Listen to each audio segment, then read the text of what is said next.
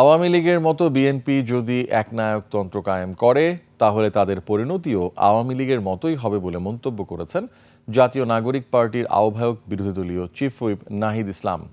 বিকেলে টাঙ্গাইলের সখীপুর পৌরসভার তালতলা চত্বরে এনসিপির জুলাই পদযাত্রা শেষে আয়োজিত পথসভায় তিনি বলেন, কোনো হামলা মামলাই এনসিপিকে দমিয়ে রাখতে পারবে না। জুলাই সনদ বাস্তবায়ন করতেই হবে।